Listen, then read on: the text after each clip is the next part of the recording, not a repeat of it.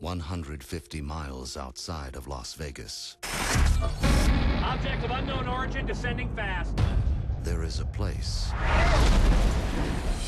where unexplained phenomena occur. Awesome. It is known as Witch Mountain.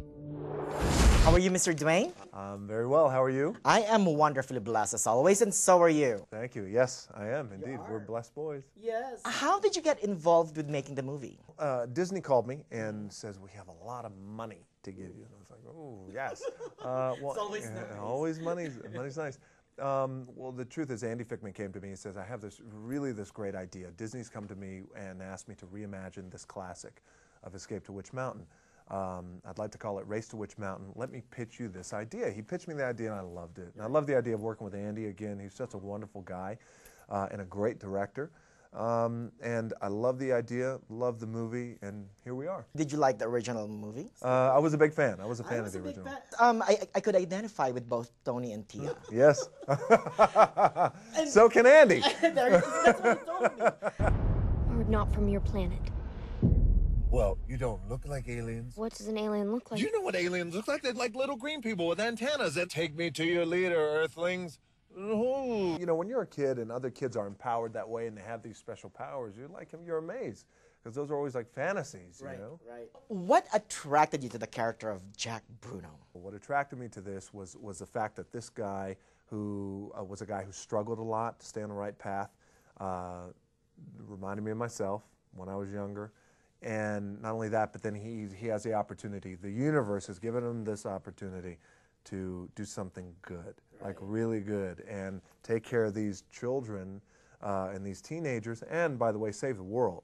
And he's such the unlikely hero, and I love the idea that he was one way, and by the end of the movie, he just became a better man. Right. You know, I kind of like the whole allegory of driving a taxi cab. It's like a hamster in a wheel. That's right. Over and over. Nonstop. Right. And it was nonstop. And the fact, you know, again, here's a guy who hasn't accomplished much at all, has squandered every opportunity, basically, that's come his way. And we've all stumbled and struggled, and especially to stay on the right path, but we all deserve to walk again. And I love the idea that he struggled, and all right, you have one more opportunity. What are you going to do with it? Right. He does something good with it. Honestly, Mr. Dwayne, you are the heart of the film. Thank you so much. I appreciate that. Oh, you're welcome. I mean, you can feel it. Like, oh, I want him to drive me too. Andy said the same thing. We appreciate your efforts to assist us, Jack Bruno. But my brother is right. We can involve you no further.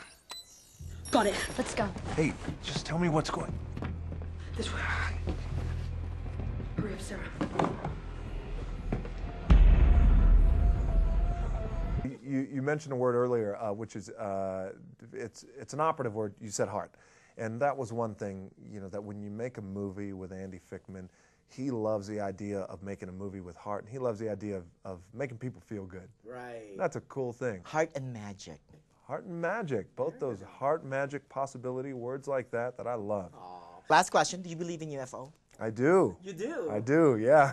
I do. I was a believer before, and certainly a believer now. And Andy is such a big believer, too, in that world. But I thought I saw a UFO one time. I thought I saw an alien. I thought I came face to face with an alien. No, I was actually drunk. And it was a girl who I was picking up. Who just looked like an alien. The next morning, we both looked like aliens. Colored green. Thank you so much. It's great seeing you. Nice seeing you. Okay. Nice meeting you. You too. You too. Absolutely.